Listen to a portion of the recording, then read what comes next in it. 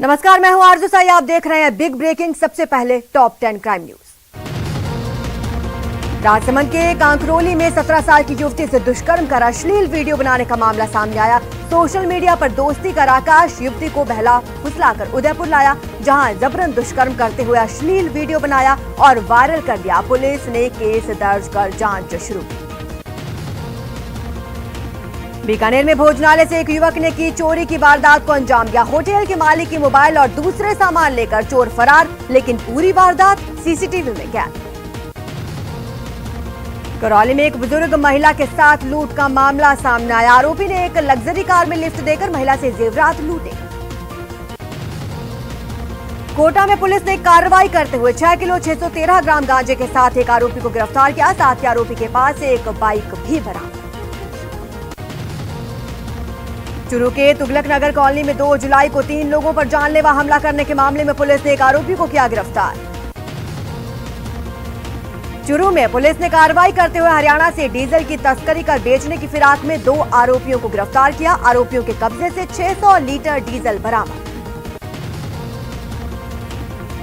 चूरू में एक युवती की फर्जी आईडी बनाकर ब्लैकमेल करने के मामला सामने आया। युवती ने मामले को लेकर 4 लोगों के खिलाफ केस दर्ज कराया। करौली में युवती का अपहरण कर दुष्कर्म के मामले में बीजेपी नेताओं के खिलाफ थाने में मामला दर्ज हुआ है। फिलहाल पुलिस मामले की जांच में जुटी है। जयपुर में पार्षद और पार्षद पति के बीच विवाद। हैरानी की बात यह कि ये विवाद बीजेपी से ताल्लुक रखने वाले पार्षद और पार्षद पति के बीच हुआ। झालावाड़ के झालरापाटन शहर में एक परिवार में आपसी कलह के कारण रिश्तों को कलंकित करने का मामला। पत्नी ने पानी में जहर मिलाकर आत्महत्या के लिए उकसाते हुए पति और 13 साल के बेटे को जहर दिया। सबसे पहले बड़ी खबर आपको बताते हैं। कैबिनेट विस्तार पर आज बैठक नहीं होगी। मोदी कैबिनेट के विस्तार पर आज बैठक होनी थी, जिसे रद्द कर दिया गया है। आज शाम को पीएम आवास पर यह बैठक होना तय हुआ था। मोदी कैबिनेट के विस्तार पर इस बैठक में चर्चा की जानी थी। अब ये बैठक रद्द हो चुकी है। पीएम आवास पर शाम 5 बजे अब ये कैबिनेट की बैठक नहीं होगी। आपको बता दें, पीएम आवास पर आज बहुत अहम बैठक होने वाली थी, जिसमें राजनाथ सिंह और अमित शाह मौजूद रहने वाले थे, लेकिन अब ये बैठक रद्द हो चुकी है। कैबिनेट विस्तार पर यह बैठक होने वाली थी, जिसमें मंत्रियों के ऊपर चर्चा की जानी थी। किन किन नए मंत्रियों को पद दिया जाएगा, इसके ऊपर मंथन किया जाना था, लेकिन अब इस बैठक को रद्द कर दिया गया है।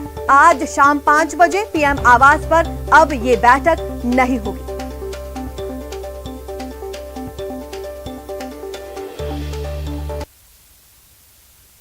मंत्रिमंडल का फेरबदल हो सकता है।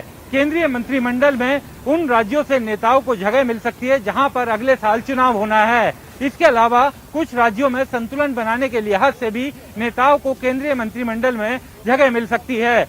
मंत्रिमंडल में विस्तार और फेरबदल से पहले पीएम नरेंद्र मोदी ने अपने मंत्रिमंडल के सहयोगियों के कामकाज की विस्तार से समीक्षा भी की।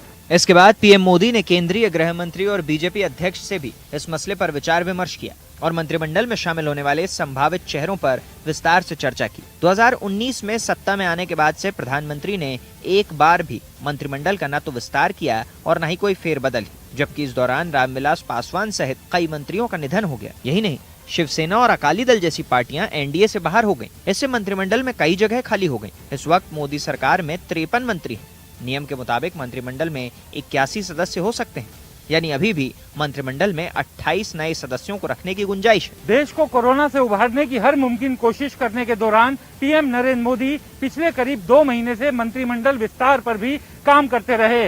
इस दौरान सभी मंत्रियों के कामकाज की समीक्षा की गई और मंत्रियों के कामकाज को विस्तार से देखा गया। इसी के आधार पर मंत्रिमंडल विस्तार की रूपरेखा तैयार हुई। वैसे मंत्रिमंडल विस्तार या फेरबदल में कुछ और चीजों को भी शामिल किया गया है। अगले साल उत्तर प्रदेश, उत्तराखंड, गुजरात, गोवा, मणिपुर, पंजाब और हिमाचल प्रदेश में विधानसभा के चुनाव होने हैं। इसलिए इन राज्यों से कुछ नए चेहरों को केंद्रीय मंत्रिमंडल में जगह मिल सकती है। बताया गया है कि प्रधानमंत्री युवा चेहरों को तो मौका देंगे ही, साथ ही आने वाले चुनावों को ध्यान में रखकर जातीय समीकरण का भी ख्याल रख सकते हैं। बताया गया है कि पश्चिमी उत्तर प्रदेश से भी कुछ चेहरों को मंत्रिमंडल में जगह मिल सकती है। सियासी गलियारों में एक कहावत मशहूर है कि देश की सत्ता की राह लखनऊ से निकलती है। इसलिए उत्तर प्रदेश से नए चेहरों को शामिल करने से पहले प्रधानमंत्री ने मुख्यमंत्री योगी आदित्यनाथ से भी इस बारे में चर्चा की। कांग्रेस से बीजेपी में शामिल हुए मध्य प्रदेश के दिग्गज नेता ज्योतिरादित्य सिंधिया को राज्य में दोबारा शिवराज सरकार की ताजपोशी में मदद करने का इनाम मिल सकता है। इसी तरह असम में हेमंत बिस्वा शर्मा के लिए जगह छोड़ने वाले पूर्व मुख्यमंत्री सर्बानंद सोनोवाल को भी केंद्रीय मंत्रिमंडल में शामिल किया जा सकता है। दरअसल मोदी सरकार में मंत्रिमंडल विस्तार समय की जरूरत बन गया था। कई पद खाली थे, जिस कारण मंत्रियों को उसका अतिरिक्त प्रभार दिया गया था, जिसकी वजह से काम का बोझ भी ज्यादा बढ़ गया था। हालांकि बिहार से जेडीयू, यूपी से अपना दल जैसी छोटी पार्टियों को इस बार मंत्रिमंडल विस्तार में जगह मिल सकती है। हालांकि प्रधानमंत्री नरेंद्र मोदी के फैसलों पर अनुमान लगाना आसान नहीं और वो कई बार अपने फैसलों से सभी को चौंकाते भी हैं, लेकिन फिर भी कई नामों को लेकर लगातार कयास लगाए जा रहे हैं। तो वहीं आज श्रम विभाग की समीक्षा बैठक है। सीएम की अध्यक्षता में ये बैठक आयोजित की जाएगी। दोपहर 2 बजे इस बैठक का आयोजन होगा। श्रम विभाग की बैठक में तीन श्रम संहिताओं का भी प्रस्तुतिकरण किया जाएगा। Code on social security, code on industrial relation का इसमें प्रस्तुतिकरण किया जाएगा। तो वीसी के जरिए आज अहम बैठक होनी है। तो वहीं जयपुर में चलती कार में अचानक आग लग गई। विद्याधर नगर थाना इलाके की एक घटना है, जहां चलती कार आग के गोले में तब्दील हो गई। सूचना पर दमकल की गाड़ी मौके पर पहुंची। आग पर काबू पाने का प्रयास किया जा रहा है। तो ये तस्वीरें आप अपनी स्क्रीन पर देख सकते हैं, किस तरह से ये आग का गोला बन चुकी है गाड़ी और आग पर काबू पाने का प्रयास अभी किया जा रहा है। हमारे साथ संवाददाता सौरभ गृहस्थी जुड़ चुके हैं। सौरभ, कौन कौन उसमें मौजूद था कार में? जो लोग सवार थे, क्या वो सुरक्षित हैं? जी बिल्कुल, जो लोग कार में थे वो अभी सुरक्षित हैं। दरअसल अचानक जो है वो कार में आग लग गई और जैसे ही धुआं उठा तो कार में जो सवार लोग थे वो बाहर निकल गए, लेकिन देखते ही देखते कार जो है वो आग का गोला जो है वो बन गई। और सूचना मिलने के तुरंत बाद जो है वो दमकल जो है वो मौके पर पहुंची और इस वक्त आग पर पूरी तरह से काबू जो है वो पा लिया गया है। लेकिन लगातार कार में जो है वो आग लगने की घटनाओं में लगातार इजाफा जो है वो देखने को मिल रहा है। गनीमत यही है कि अभी तक इस पूरे हादसे में जो है वो कोई भी हताहत जो है वो नहीं हुआ है। ये विद्याधर नगर के सीनियर स्टार जो मल्टीप्लेक्स है उसके पास की ये घटना है और कुछ देर पहले की ही घटना है। और अचानक जो है वो कार में आग लगी थी, लेकिन अब जो है वो दमकल की मदद से आग पर काबू पा लिया गया। शुक्र है इसमें कोई जन की हानि नहीं हुई, ये गनीमत रही। कार में आग लगने की वजह सामने आई है सौरभ? देखिए, अभी वजह जो है वो सामने नहीं आ पाई है, क्योंकि कुछ देर पहले का ही ये मामला है कि अचानक जो है वो कार में आग लग गई थी। अभी किस कारण से लगी है, क्योंकि आमतौर पर देखने को मिल रहा है कि पिछले कुछ दिनों में लगातार इस प्रकार के वाकये जो है वो बढ़ते जी बिल्कुल, शुक्रिया सौरभ तमाम जानकारी के लिए। तो आपको बता दें कि ये बर्निंग कार की वीडियो आप अपनी स्क्रीन पर देख रहे हैं। चलती कार में अचानक आग लग गई। हालांकि गनीमत ये रही कि कार में सवार जितने भी लोग थे उन्होंने समय पर निकलकर अपनी जान बचाई।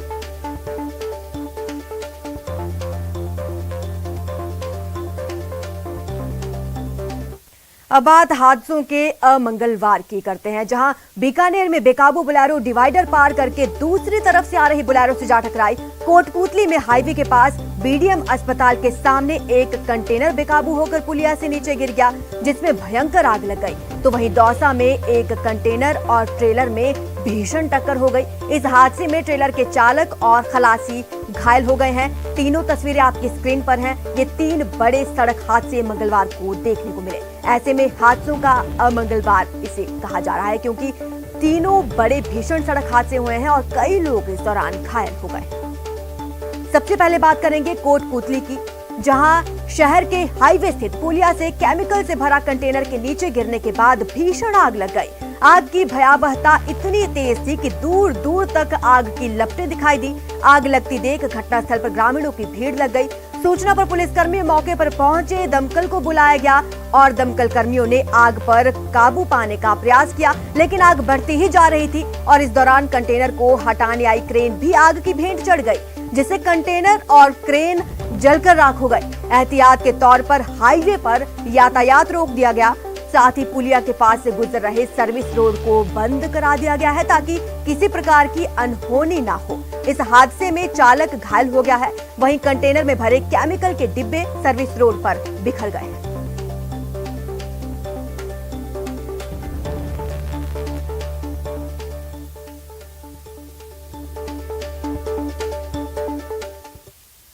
तो वहीं मुंबई से सटे ठाणे में भीषण आग इलेक्ट्रॉनिक मार्केट में लग गई और इस आग में जलकर कई दुकानें खाक हो गई।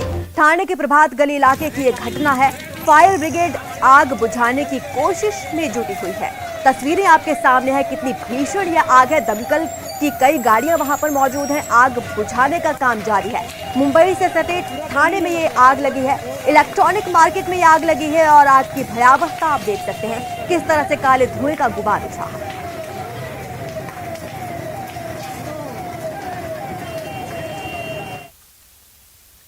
तो वहीं चौमू से बड़ी खबर है। रामपुरा डाबड़ी पुलिया के पास भीषण सड़क हादसा हो गया।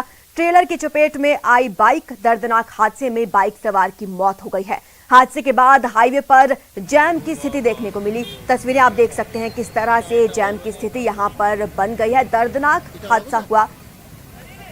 रामपुरा डाबड़ी पुलिया के पास से भीषण सड़क हादसा हुआ है। ट्रेलर की चपेट में बाइक आ गई और इस दर्दनाक हादसे में बाइक सवार की मौत हो गई है।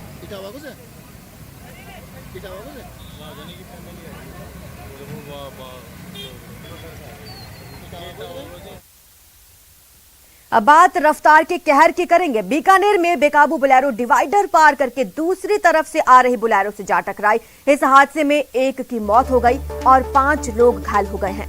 यह हादसा बीचवाल थाना इलाके में देर रात हुआ। घायलों को इलाज के लिए पीबीएम हॉस्पिटल में भर्ती कराया गया। बताया जा रहा है कि बोलेरो के सामने अचानक जानवर आ जाने के कारण ड्राइवर ने गाड़ी पर कंट्रोल खो दिया। पुलिस ने मौके पर क्रेन बुलाकर सड़क से क्षतिग्रस्त गाड़ियों को हटाकर यातायात को सुचारू करवाया।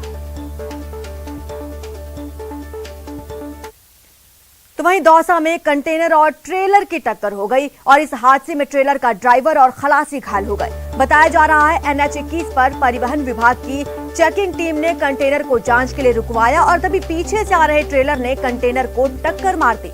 इस हादसे में ट्रेलर आगे से बुरी तरह क्षतिग्रस्त हो गया और ट्रेलर के ड्राइवर खलासी केबिन में फंस गए। घटना की सूचना मिलने के बाद सदर थाना पुलिस मौके पर पहुंची और काफी मशक्कत के बाद दोनों को बाहर निकाला। इधर हादसा होने के बाद परिवहन विभाग की चेकिंग टीम रफूचक्कर हो गई।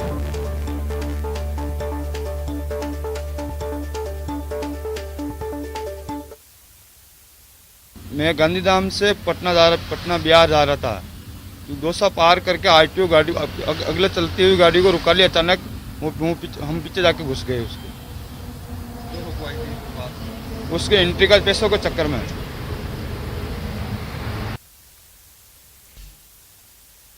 प्रदेश में 2 दिन दलहन मंडियां बंद रहेंगी। खाद्य पदार्थ व्यापार संघ ने यह फैसला लिया है। दालों पर स्टॉक लिमिट का ये विरोध कर रहे हैं। मंडियां बंद कर अपना विरोध जता रहे हैं। तो बता दें, प्रदेश में 2 दिन तक दलहन मंडियां बंद रहेंगी क्योंकि खाद्य पदार्थ पर दालों पर स्टॉक लिमिट का ये विरोध कर रहे हैं। ऐसे में व्यापारियों ने ये तरीका खोज निकाला है विरोध जताने का।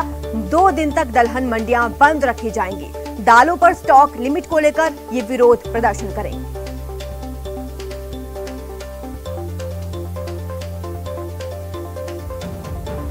तो आपको बता दें, खाद्य पदार्थ व्यापार संघ ने यह फैसला लिया है। दालों पर स्टॉक लिमिट का विरोध किया जा रहा है। ऐसे में दलहन मंडियां बंद करके अपना विरोध जताया जाएगा। 2 दिन तक मंडियां बंद रहेंगी। तो आज प्रदेश की 247 मंडियां बंद हैं। दाल की स्टॉक लिमिट का विरोध किया जा रहा है।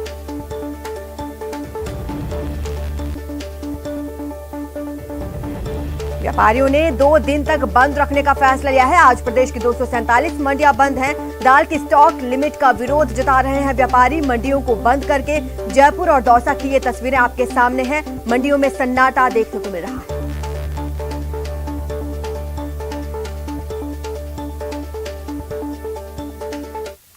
राजस्थान खाद्य पदार्थ व्यापार संघ की ओर से आज से प्रदेश भर की सभी मंडियों में हड़ताल की जा रही है। दौसा की भी कृषि उपज मंडी में हड़ताल है। प्रदेश की 248 मंडियां बंद हैं, साथ ही दाल मिलें बंद हैं, करीब 500 के करीब। ऐसे में जो कृषि उपज मंडियां हैं वो पूरी तरह सूनी पड़ी हुई हैं। यहाँ पर जो किसान अपना माल लेकर पहुंच रहे हैं उनकी तुलाई नहीं हो पा रही है। ऐसे में किसान काफ़ी परेशान हो रहे हैं। और जो ये पल्लेदार हैं, जो ये देख पा रहे हो आप, ये पल्लेदार का ग्रुप यहाँ पे बैठा हुआ है, इनको भी आज काम नहीं मिला है। ऐसे में ये भी परेशान है। ऐसे में जो व्यापारियों की मांगे हैं उसके चलते ये 2 दिन की हड़ताल है। कुछ पल्लेदार हमारे साथ हैं। किस तरह की परेशानी आप लोगों को हो रही है आज? वैसे सब तरह की परेशानी है। ये तो काम कोरोना की वजह से काम तो पहले ठप है और अब 2 दिन की हड़ताल कर ली। हमारा रोजी रोटी इसी से चलता है, मंडी से चलता है। काश्तकार आते हैं, माल लाते हैं, उसी से हमारा काम चलता है। आज 2 दिन ऐसे बस हो गए। बिल्कुल, ये प्रतिदिन कमाते हैं और प्रतिदिन खर्च करते हैं। ऐसे में काफ़ी परेशानी इन लोगों को हो रही है, साथ ही किसानों को भी परेशानी हो रही है। व्यापारियों की अपनी मांगे हैं। व्यापारियों का कहना है कि जो दाल और जो दलहन का जो स्टॉक सीमा केंद्र सरकार ने निर्धारित की है उस स्टॉक सीमा को ख़त्म किया जाए। ऐसे में सरकार के सामने मांगे रखने के लिए इस तरह की हड़ताल की जा रही है, लेकिन इस हड़ताल से निश्चित रूप से किसान और जो पल्लेदार वर्ग है उसको काफ़ी परेशानी हो रही है। आशीष शर्मा, न्यूज़ 18, दौसा। हमारे साथ जयपुर से सचिन कुमार भी जुड़ चुके हैं। सचिन, आप जयपुर मंडी में इस वक्त मौजूद हैं। क्या हालात है वहां पर? मंडियों में तो सन्नाटा देखने को मिल रहा होगा। सबसे बड़ी बात, 247 मंडियां आज बंद हैं। सबसे ज्यादा प्रभाव किस पर पड़ेगा?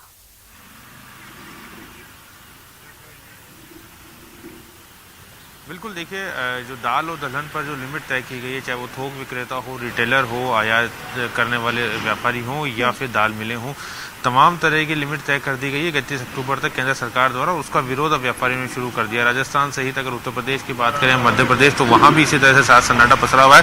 प्रदेश में सांकेतिक तौर पर 2 दिन का बंद का आह्वान किया गया है खाद्य पदार्थ व्यापार संघ की ओर से। इस वक्त हम लोग राजधानी जो मंडी है जयपुर में, वहाँ पर मौजूद है और वहाँ पर आप देख सकते हैं कि जो हलचल अमूमन देखती है, जो किसान अपनी फसल लेके आता है और यहाँ पर जो है किसान व्यापारी को फसलें बेचता है, वो आज किसान आपको कहीं नजर नहीं आएगा। मंडी में किसी तरह का कारोबार नहीं है। व्यापारियों ने दुकानें जरूर खोली हैं, लेकिन वो आज अपना कोई कारोबार नहीं कर रहे हैं। और अधिकतर जो दाल और दलहन के व्यापारी हैं उन्होंने आज जो है अपनी दुकानें खोली भी नहीं है। मंडी में केवल जरूरी वस्तुओं की जो दुकानें हैं वो खुली हुई है। और ये लोग जो आज देख रहे हैं तस्वीर के माध्यम से, यहाँ पर धरना थोड़ी देर बाद शुरू होने वाला है। जो व्यापारी हैं वो यहाँ पर धरना दे रहे हैं और इस मंडी के जो अध्यक्ष हैं वो हमारे साथ हैं, उनसे बात कर लेते हैं कि उनका क्या कुछ कहना है। सर, आपसे जानना चाहिए किस तरह का विरोध आप लोग यहाँ पर कर रहे हैं, किस वजह से आज आप धरना दे रहे हैं? भारत सरकार ने जो स्टॉक लिमिट लगाई है दलहन के ऊपर, उसके विरोध में पूरे भारत में आज विरोध हो रहा है। विरोध का कारण यही है, जिस चीज की सुगम उपलब्धता है, जो आराम से मिल रही है, जिसकी कोई आवश्यकता नहीं स्टॉक लिमिट लगाने की, फिर भी भारत सरकार चुनिंदा सटोरियों के साथ में जाने के लिए इस तरह का स्टॉक लिमिट लगाई गई है। कारण आज एमएसपी चने की 5225 रुपए प्रति क्विंटल है, उससे 25% नीचे कीमत पर चना बिक रहा है। उसके उपरांत भी स्टॉक लिमिट लगाई गई है। सन 2020 के अंदर भारत सरकार के प्रधानमंत्री श्रीमान नरेंद्र मोदी जी ने घोषणा की थी कि जिस तरह के आवश्यक वस्तु अधिनियम जो लगाए गए हैं उनको सबको हटाया जा रहा है, जिससे किसानों का और व्यापारियों का भला होगा। परंतु सरकार को पता नहीं किन लोगों ने गुमराह किया है, या तो मंत्री लोगों ने गुमराह किया है, या नीचे बैठे आईएएस लोगों ने गुमराह किया है, या कुछ कंपनियों ने गुमराह किया है कि चना वगैरह दलहन के शॉर्टेज है और इन्होंने स्टॉक लिमिट लगा दी गई है। जबकि ऐसा नहीं करना चाहिए। व्यापारियों को पहले बताना चाहिए कि हम स्टॉक लिमिट लगा रहे हैं। सन 2017 के पहले भी स्टॉक लिमिट लगती थी तो व्यापार सुगमता से चलता था। परंतु आज की स्थिति, तिलहन के अंदर एमएसपी से 1.5 कीमत है, उसके उपरांत भी देश में कुछ नहीं सोचा जा रहा। ये बताइए कितना आज असर है, किस तरह का बंद आप लोगों को किया है, कौन कौन शामिल है? पूर्ण रूपेण राजस्थान की दाल मिलें, व्यापारी, हर तरह का व्यापारी, पूरी मंडियां 247 मंडियां पूरे राजस्थान में आज बंद है, कोई व्यापार नहीं हो रहा है। इसके अलावा देखिए, सरकार का कहना है कि जमाखोरी और कालाबाजारी को रोकने के लिए सब किया गया है और व्यापारी इसके विरोध में है। जमाखोरी और कालाबाजारी रोकने के लिए नहीं किया गया है, ये सब व्यक्ति विशेष को फायदा पहुंचाने के लिए किया गया है। क्या नाम से दलहन की एमएसपी जो है अपने क्या नाम से गवर्नमेंट की एमएसपी से क्या नाम से 25% डाउन पे बिक रही है। उसके बाद में इस पे दलहन पे एमएसपी क्या नाम से स्टॉक लिमिट लगाने की कहीं जरूरत ही नहीं थी। ये व्यापारी और किसानों को एक बहुत बड़ा मोटा नुकसान होगा इससे। और इसके बावजूद तिलहन जो जिसकी एमएसपी से 1.5 गुना कीमत पे तिलहन बिक रहा है, उस पे क्या नाम से स्टॉक लिमिट नहीं लगाई गई। क्योंकि वो एक व्यक्ति विशेष के हाथों के अंदर तिलहन है और वो सरकार के क्या नाम से प्रमुख व्यक्तियों के हाथ में है, जिस वजह से उस पर तो लगाई नहीं गई। और ये क्या नाम से जो आज ये दलहन वलन है, इसके ऊपर स्टॉक लिमिट लगा दी, जो क्या नाम है एमएसपी से 20% नीचे बिक रही है। इससे किसान का, व्यापारियों का इतना नुकसान होगा, बहुत ज्यादा नुकसान हो जाएगा। और इसी विरोध के अंदर आज पूरे राजस्थान, पूरे भारत के अंदर, हमारे राजस्थान में पूरी 247 मंडियां बंद है, सभी दाल मिलें बंद है, सभी छोटे मोटे रिटेल व्यापारी बंद है। 2 दिन बाद में मान लीजिए सरकार आपकी बात नहीं मानती तो आगे क्या, किस तरह का? इस पे आगे क्या नाम से अगर 2 दिन बाद सरकार नहीं मानती तो कल शाम को हमारी मीटिंग होगी राजस्थान संघ की, उस पर क्या नाम से जो भी मीटिंग में निर्णय लिया जाएगा, आगे की कार्रवाई से उस पर अवगत कराया जाएगा। बिल्कुल देखिए, आज प्रदेश के 247 मंडियों का दावा किया गया है खाद्य पदार्थ व्यापार संघ ने, लेकिन फिर भी कई जगह से इस तरह की खबरें भी सामने आ रही है कि कुछ मंडियां खुली हैं, लेकिन व्यापारियों का दावा है कि पूरी तरह से आज बाजार बंद कर दिया गया और किसी तरह का जो है कृषि उपज मंडियों में कारोबार नहीं हो रहा है। जी ठीक है, शुक्रिया सचिन आपका तमाम जानकारी के लिए। तो आपको बता दें कि आज दलहन में स्टॉक लिमिट के विरोध में व्यापारी संघ प्रदर्शन कर रहे हैं। ऐसे में राजस्थान की दलहन मंडियां 247 दलहन मंडियां बंद रखी गई हैं। 2 दिन का ये प्रदर्शन रहेगा। वहीं जिस विभाग पर कानून की पालना कराने की जिम्मेदारी हो, अगर वही नियमों की धज्जियां उड़ाते नजर आए तो क्या कहेंगे। ऐसा ही एक मामला प्रतापगढ़ जिले की शहर कोतवाली में सामने आया, जहां थानाधिकारी के विदाई समारोह में पुलिसकर्मियों ने कोरोना गाइडलाइन को ही साइडलाइन कर दिया। मौका था शहर कोतवाली में कोतवाल मदन लाल खटीक के विदाई समारोह का, जहां थाना किसी क्लब में तब्दील हो गया और डीजे की धुन पर पुलिसकर्मियों ने जमकर ठुमके लगाए। क्या कोरोना और क्या सोशल डिस्टेंसिंग। पुलिसकर्मियों ने सभी गाइडलाइन को साइडलाइन कर जमकर जश्न मनाया। ये तस्वीरें आपकी स्क्रीन पर हैं।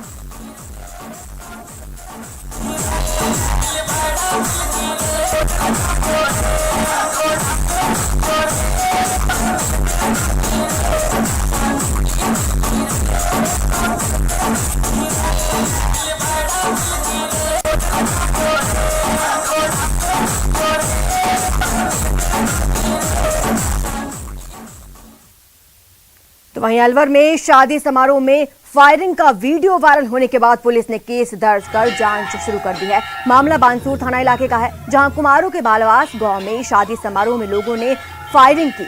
वायरल वीडियो में एक युवक पिस्टल लोड कर रहा है, जबकि दूसरा शख्स फायरिंग करता हुआ नजर आ रहा है। जैसे ही फायरिंग का वीडियो सोशल मीडिया पर वायरल हुआ, पुलिस एक्टिव हो गई। एसपी तेजस्विनी गौतम ने बताया कि हथियार लेकर जश्न और फायरिंग करने वाले युवकों की पहचान कर ली गई है और पुलिस आरोपियों की गिरफ्तारी की कोशिश में जुटी हुई है।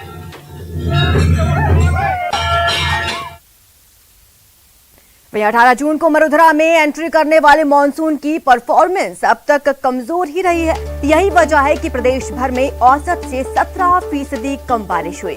हालांकि अब मॉनसून के सक्रिय होने के संकेत मिले हैं। मौसम विभाग के मुताबिक 10 जुलाई से प्रदेश के पूर्व इसमें बारिश का दौर शुरू हो जाएगा। मौसम विभाग के निदेशक राधेश्याम शर्मा से बात की हमारे संवाददाता सौरभ गृहस्थी ने।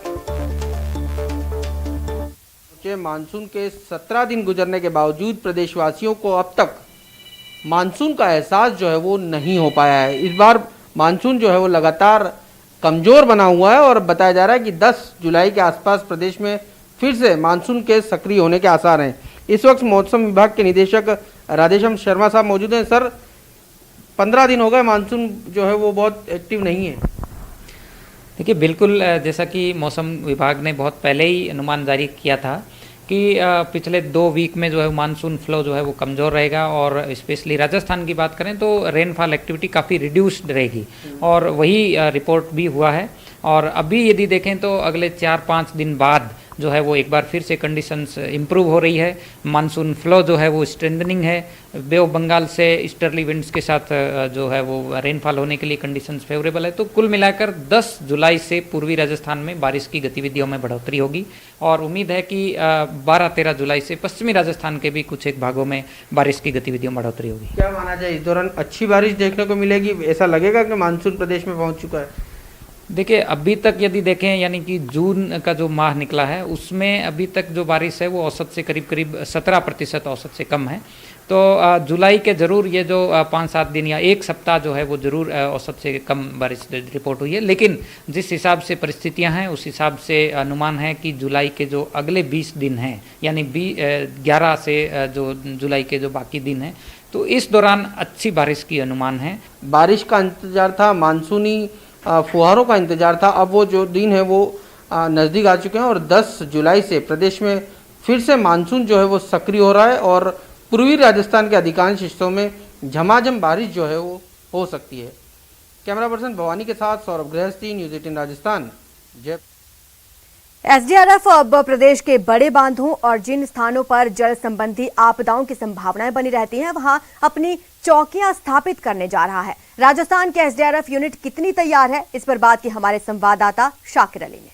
एसडीआरएफ के कमांडेंट लगातार एसडीआरएफ की तमाम जो चीज़ें हैं उनमें इजाफा करने की कवायद में जुटे हुए हैं। लगातार जो है जिलों का दौरा कर रहे हैं ताकि आपदा के वक्त में जो है जवान जो है मुस्तैदी से रेस्क्यू कर सके। आज कोटा पहुंचे हैं और आज उन्होंने यहाँ कोटा, क्योंकि चंबल के लिहाज से खास माना जाता है, यहाँ पर कई तरह की घटनाएं भी जो है देखने को मिलती है। मैं बात करने की कोशिश करता हूँ। सर, कोटा के लिए आप कोटा में रहे भी हैं पहले, और यहाँ पर जो है जल भराव की स्थिति रहती है, जल से होने वाली घटनाएं भी काफ़ी होती है। अब एसडीआरएफ में किस तरह से इजाफा किया जा रहा है ताकि रेस्क्यू वगैरह मुस्तैदी के साथ किया जा सके, फास्ट किया जा सके? एसडीआरएफ एक नई बटालियन है जिसमें कि एक इसकी जो बी कंपनी हो कोटा में सिचुएटेड है। एसडीआरएफ मूलतः बचाव और राहत से जुड़ी हुई विंग है और एक एक्सपर्टीज विंग है जिसमें कि बाढ़ से रिलेटेड जो भी आपदाएं हमारे सामने आती हैं, इसके अलावा रोड एक्सीडेंट, बिल्डिंग कोलैप्स और गैस रिसाव जैसी जो हमारे आपदाएं आती हैं, इसमें बहुत सी प्राकृतिक और मानवजनिक आपदाएं हैं। अभी जो मानसून का सत्र चल रहा है जिसमें कि आपने देखा होगा कि उदयपुर संभाग और कोटा संभाग में, विशेषकर कोटा, बूंदी, बारा और झालावाड़ इलाकों में आप देखेंगे कि अगर पानी का आवक ज़्यादा जाता है तो कहीं ना कहीं जान माल की काफ़ी ज़्यादा क्षति होती है। तो एसडीआरएफ की जो अपनी यहाँ पे कंपनी पे जो अपनी विंग है, इनके अभ्यास, इनके जवानों के प्रैक्टिस, इनके इक्विपमेंट्स को चेक किया गया आज अपने विजिट में। कल इनका निरीक्षण हुआ, आज इनका डेमो देखा गया। जैसा कि इन्होंने अभी चंबल में कुछ लोग डूबते हुए उनको उन्होंने रेस्क्यू किया। एक डेड बॉडी 30 फीट अंदर थी, उसको उन्होंने हमारे एक्सपर्ट स्कूबा डाइवर ने जाके उस बॉडी को बाहर निकाला और उसको आगे प्रोसीड किया। इसके अलावा सामने जो है एक टापू पे कुछ महिलाएं जो है वो फंसी हुई थी, उनको हमारी टीम ने उनको रेस्क्यू करके वो सही जगह पहुंचाया है। तो इस तरह के तमाम जो चीज़ें हैं जहाँ पे कि रेस्क्यू, जीवन बचाने का, पानी से रिलेटेड, वहाँ पे एसडीआरएफ अपनी प्रेजेंस दिखा रही है। एसडीआरएफ की टीम राजस्थान में जहाँ पर भी जिस तरह की भी कोई आपदा की स्थिति बनती है तो उस पर तत्काल रेस्क्यू करने में कामयाब रहेगी। सहयोगी मुकेश के साथ शाकिर अली, न्यूज़ 18 कोटा। इस बुलेटिन में फिलहाल इतना ही। आप बने रहे हमारे साथ और देखते रहिए न्यूज़ 18 राजस्थान।